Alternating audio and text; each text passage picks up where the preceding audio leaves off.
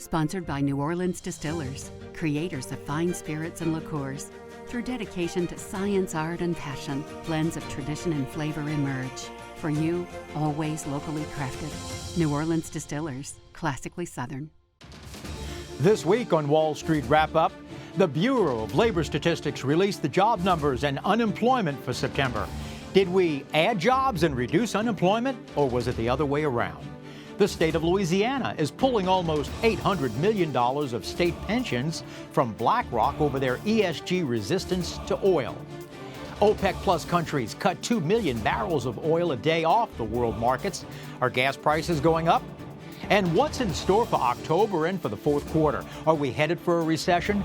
Tonight, we'll find and ask Steve Odland, president of the Conference Board. Steve was the CEO of both AutoZone and Office Depot, and now president of the Conference Board, a global organization. They put out a monthly detailed report on the state of the consumer, which we'll discuss. I'm Andre Laborde. We've got these stories and more. It's Friday, and it's time for Wall Street Wrap-Up.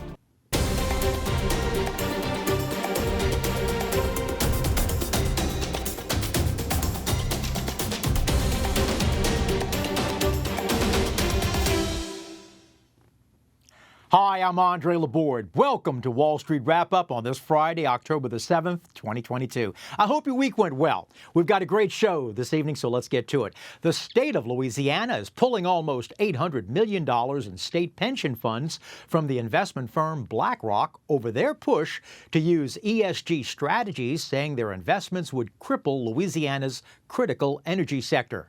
Louisiana has already pulled over $560 million from BlackRock due to their restrictions on investing in the energy sector.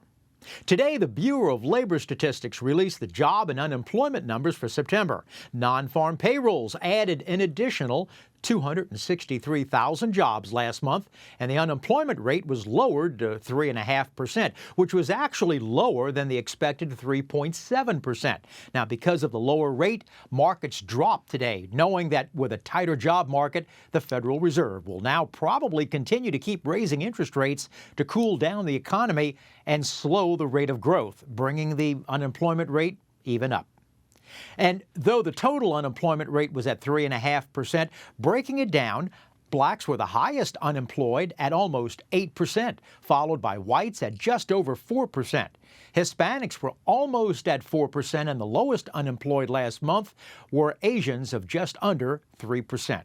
And where did the jobs come from in September? Well, leisure and hospitality added the most at 83,000 jobs, followed by transportation and warehousing at 74,000, and then healthcare at 60,000 jobs for September. And how did the markets do this week? Well, the Dow Jones, the S&P, and the NASDAQ all closed lower for the day, but was able to pull out in the green for the week. It was the first positive week in 3 weeks. And this week, the Dow Jones ended at 29,297, up 2% for the week. And the S&P 500, they closed at 3,639, which was up 1.6% for the week. And the NASDAQ, they ended at 10,652, up just over 0.8 of a point for the week.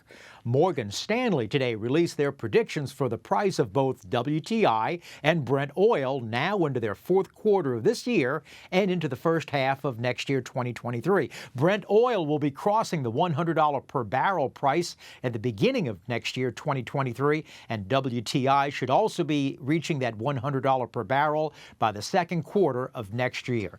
Either way, the price at the pump of gas is going to be going up.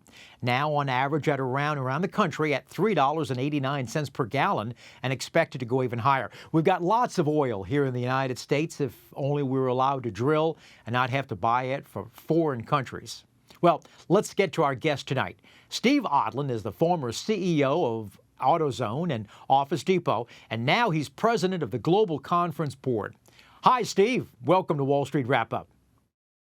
Glad to be here, Andre. Steve, just recently, last week, the Global Conference Board published their survey of consumer sentiment. And I was curious, was there anything in the survey that you published last week that stood out? Well, the Conference Board's measure of consumer confidence is taken every month, through a survey of consumers. And we had been concerned because it had been declining and had been in territory that was flashing recession. Consumers were worried about rising prices, particularly gas and food.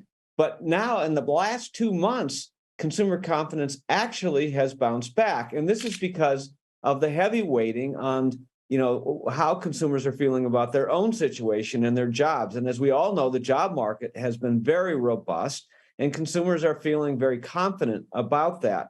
The other thing is that for about 100 days, gas prices had declined. Now, they're starting to tick back up here a little bit, but that had given them a little bit more cash than they had before. So it was largely driven by those two things.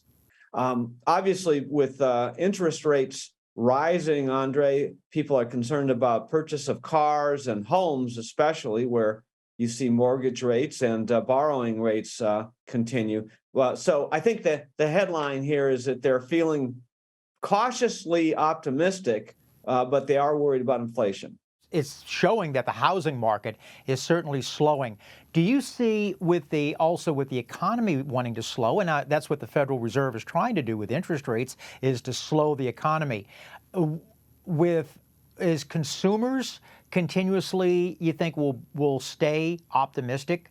I think the consumer confidence, which drives spending in the economy, and we all know that consumer spending is really important because that's 70% of the GDP. I think it's driven by how they're feeling about their own situation. So, as long as the job market remains robust, people are able to stay in their jobs and they're not facing layoffs, and wages continue to rise, and inflation remains in somewhat of control, I think that they're going to keep on spending. Now, if any of those factors change, where the job market starts to weaken, inflation, starts to pick back up, especially gas prices here, then, we could be in for a slowdown. And that's an important thing to understand here, because we're going into the holiday season, which is incredibly important for retail and the economy. Target had higher inventory than what they normally had. Walmart had the same. That buyers, when they do for holiday season, for selling something in November and December, buyers usually purchase it during the summer months, and it's so hard to figure out what the consumer wants 6 months in advance. Do you think that buyers are going to be more hesitant on putting more things out because they had extra inventory from last time? Well, as you know, I was the CEO of several retail companies, including Office Depot and AutoZone. So I lived this every year for a long time. I think that buyers are hesitant. Most of our goods come from China and other places, and they need to be on the water, as you mentioned, by about July. So, look, that ship has sailed literally and metaphorically. So it's coming. And so then the question is always, will the demand and the supply that they've ordered match? And if not, then it's a function, the price is a function of that. And then margins will get hit if they have to clear it. I suspect, from what I'm hearing from our member companies and CEOs, that they've been cautious. Supply has been a problem, and a couple of retailers have been caught on the long side. So I think they'll be cautious, Andre, and I think they'll be, there'll be good supply, but I think that they're not going to run into huge problems this time. Whether you're the CEO of a publicly traded company or a privately owned mom and pop store, cash flow is king.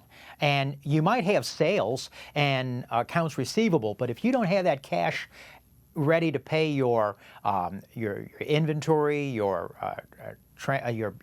payroll, and those other types of things you need. So that means a lot of owners and CEOs will have to start making bridge loans to be able to cover those incidentals that occur. With interest rates the way they are, money is drying up. Do you see that money will still be available to these business owners, and not just the Fortune 500 that may have 50 people, 75 people, the small mom and pop business owner? Well, you're making a good point, which is that liquidity is important here. And, for those people who don't really understand cash flow really well, all you have to understand is that cash out cannot exceed cash in. Most of the jobs in this country are in small businesses, and that's not 100 people. That's 5, 10 people. Sometimes one or two people. So that's where the majority of the jobs are. And at that level, that's Main Street. Those folks are dependent on small bank loans, credit union loans, and the credit cards. And as you know, with the interest rates rising, the cost of that debt is considerable. So this is why we're watching the job market, because it's the one place where you start eliminating jobs to match cash flow. So far, though, that hasn't happened. But you have some businesses that sometimes go right to the line that are perfectly good businesses, but because of the fact of accounts receivables and whatever the case may be, that it may be able, those businesses may not be able to survive. It's a good point. We are going into a recession. The Conference Board predicts that the recession in the United States will start here in the fourth quarter and go into next year. Every recession is different, of course, but the one characteristic is that typically business slows down, job market gets hit, and there are typically layoffs. Now, the one thing going into this is that we have over 11 million job openings, and so if you think about that, as a CEO, and you have people that you can't recruit, well, the first positions you're going to eliminate are the ones that are not filled by people, and so that you'll eliminate job openings. So this may be a less painful period of time than past recessions where there have not been that many job openings. But that it remains to be seen, and hopefully it's a shallow and short recession. As they call it, a soft landing. A soft landing is a shallow recession, whereas a hard landing would be considered a hard landing would be considered a long recession. What's the Global Conference Board predicting? Yeah, we are predicting that the United States will have a recession. We are predicting that Europe also will have a recession, and then we're predicting that China will have a big slowdown. It will not go necessarily negative, but that slowdown can be quite painful and have the effects of a recession, which is to the cutbacks. So that's all assuming the status quo on a geopolitical basis. Now, if the war in Ukraine heats up, or something kicks here that is not currently happening, well, that could kick the globe into a recession. The key here is the Federal Reserve Bank here in the U.S. and other central banks, but particularly here in the U.S. As we have surveyed CEOs, CEO confidence is very low, Andre, and that's because they believe that the Federal Reserve will not be able to engineer a soft landing, that in fact it's going to be very difficult. They will have to continue to raise interest rates in order to get to get inflation under control, and that will in fact trigger a recession. We now have over 90% of CEOs saying that the Fed is going to trigger a recession here. As of right now, we still have 2 more meetings of the Federal Reserve to finish out 2022. We've got one in November, and we have one in December. And we've been having 75 basis point rises for the last three hikes. Just off curious, do you think that they're going to continue at 75 for the next 2? Do you think they're going to be less, or do you think they're going to go one and hold? You have to go off of what Chair Powell has said. And he said number one priority here is to get inflation down to their target level of around 2%, and that they will do whatever it takes, even if there is collateral damage, meaning a decline in GDP, a decline in jobs, and potential pain. So they've been very clear about that. I think given that, and given that the inflation numbers, even though we believe that inflation has peaked, then that probably happened in the second quarter around June. But even though it has declined a little bit, it has not come way down. And so we believe that they will continue to be aggressive here, and that the Fed rate will approach 4%. Now, if it takes longer for inflation to come under control because of the supply issues, they could trigger something more serious here. And then you see, the banks around the world all saying, well, that's gonna hit economies outside the United States too. So, a lot of concern here about the Fed.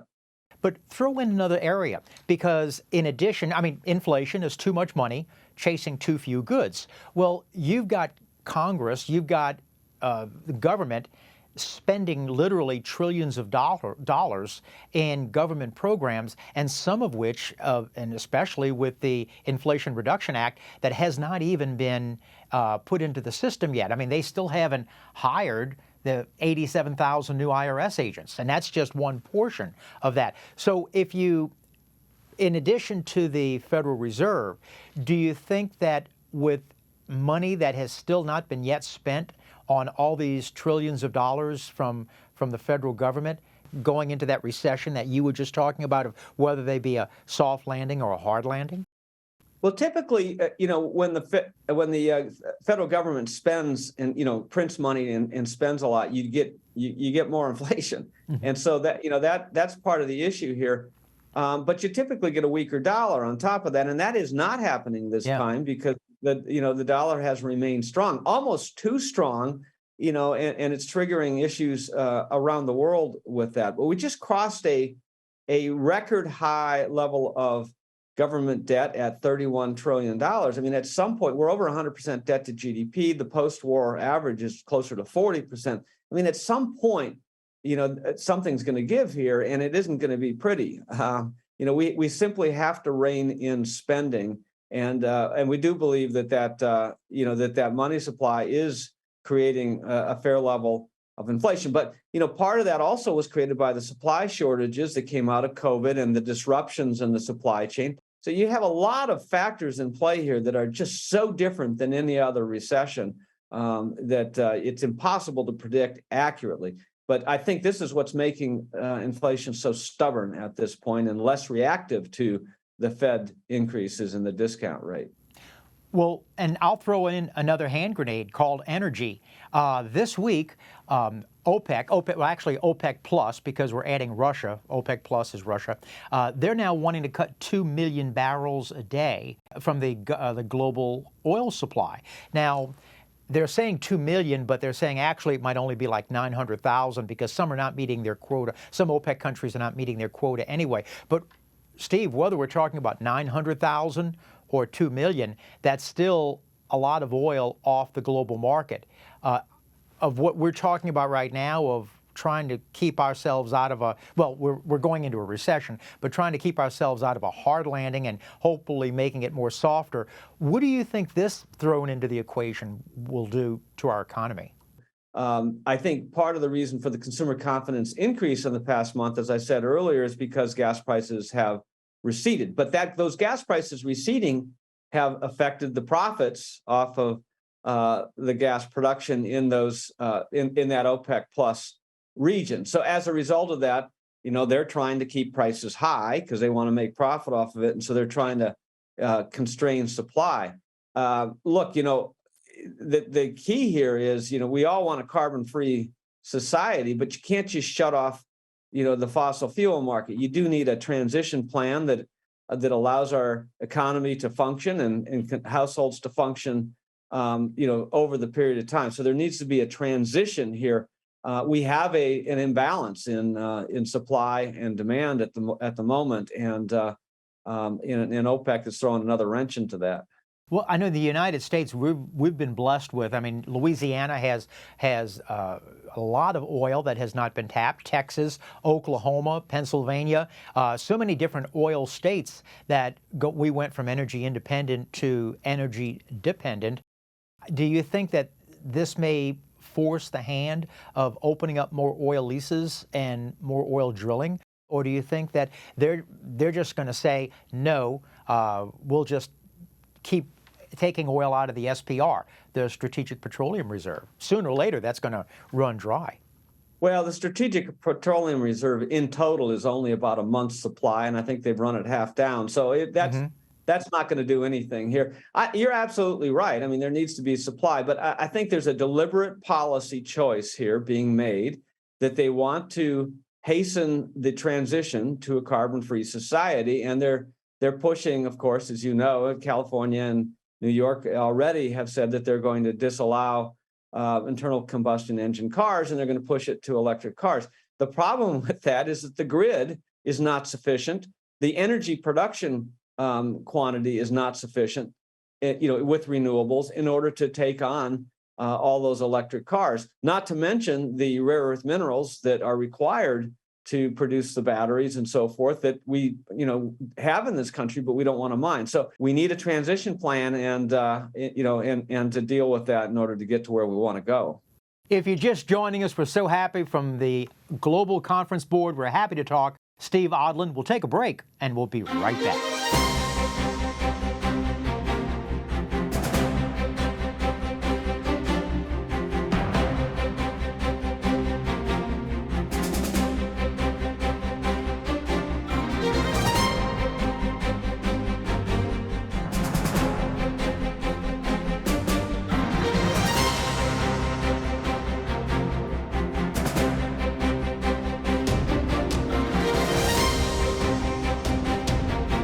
And we're back. We're talking with Steve Odland from the Global Conference Board. Steve, I read a report, and I want to say this was like July or August of this year, and it was from the NFIB, the National Federation of Independent Businesses. And they asked CEOs, bosses, what were their major concerns? And they were the top three, and two of the three, taxes and inflation. Okay, totally understand. But Steve, there was a third one that surprised me a little bit because it wasn't just labor, but it was quality of labor.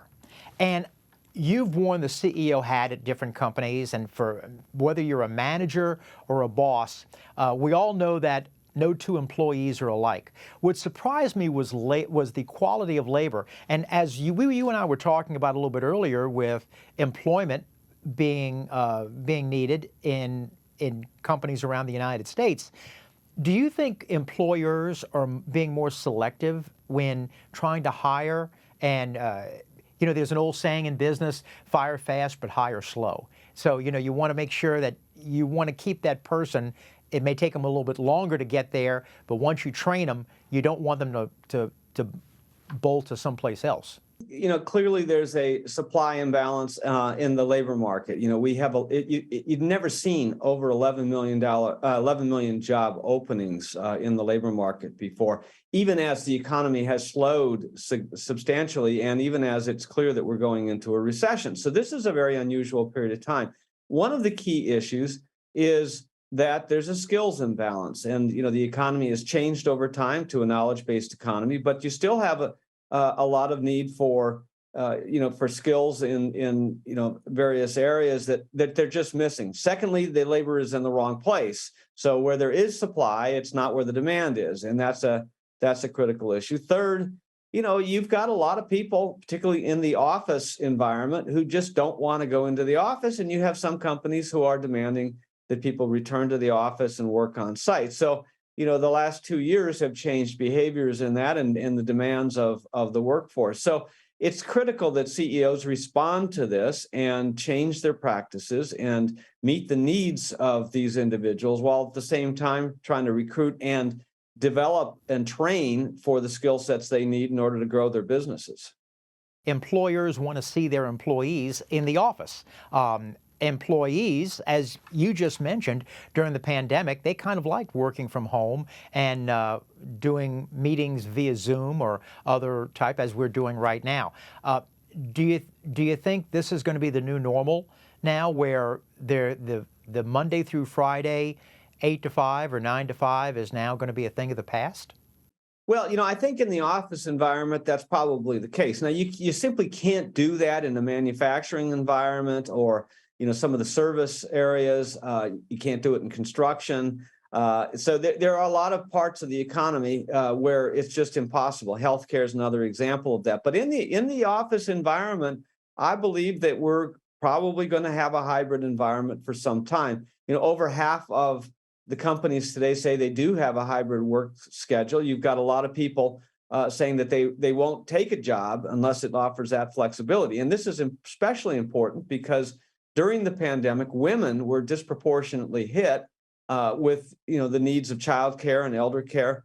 And that's where we see a lot of people staying on the sidelines, and they haven't come back into the workforce. So in order to increase that supply, you have to have policies that are flexible enough to bring people back. The other thing in the labor supply issue, quite frankly, is the baby boomer generation is retiring. And a lot of people stepped down during the pandemic, and they're just saying, well, I've stepped down and I'm happy with where it is and I'm not stepping back in. Yeah. So, that's we knew that was coming. It was a big drop off during that period of time. So you clearly, I think that these policies are here to stay. Do you think larger cities are going to have a problem with because of, we hear on the news so much with crime, whether you talk about New York, New Orleans, Los Angeles, San Francisco, Baltimore, Chicago, all these larger cities are experiencing such large crime problems that maybe employees are hesitant on wanting to return to, at one time, a larger metropolitan city? Yeah, I think mayors of these large cities are hearing this from businesses that their residents and employees don't want to get back on public transportation. They don't feel safe. So there does need to be a reckoning here as it relates to crime. But it's just hard to believe that that these areas are just not going to be are not going to be recovered for business. It is just simply a requirement. You look at New York alone, and in Midtown Manhattan, you still have half of the office space going unused. So it's an incredible amount of space, real estate space, that is going to have to either be transitioned or filled up in some fashion. So these mayors understand that, and it's incumbent on businesses and the government to work together here to get these issues resolved. Steve, I'm out of time. I hope you join us again. I thoroughly enjoyed talking. Thanks very much. Glad to be here. Well, if you've got a question about finance or a comment about the show, we would love to hear from you. Make it pithy, make it concise. Write us at andre@wallstreetwrapup.info. Now for a look ahead for market information for next week. But first, what was the highest unemployment rate in U.S. history? We've got the answer in just a moment.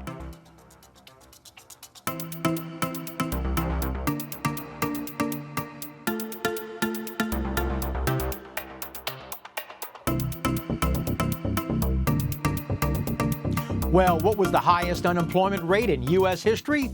24.9% in 1933 during the Great Depression. By the way, the second highest unemployment rate was in November of 1982, when unemployment hit 10.8%.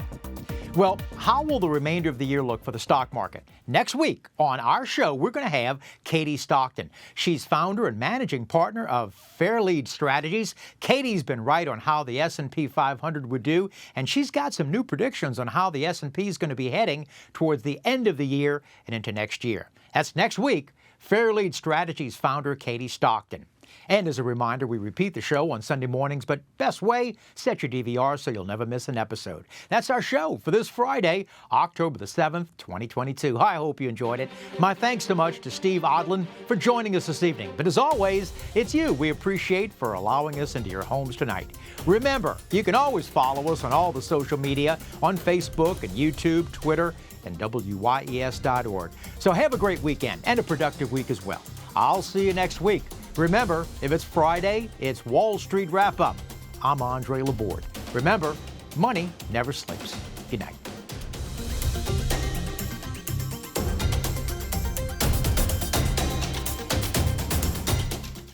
Sponsored by New Orleans Distillers, creators of fine spirits and liqueurs.